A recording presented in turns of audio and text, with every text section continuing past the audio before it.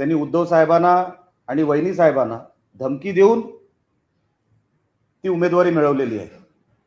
सुखासुखी त्यांना ती उमेदवारी मिळालेली नाही। मुळातच किशोरीताई जेव्हा उमेदवारी त्यांना मिळत नव्हती,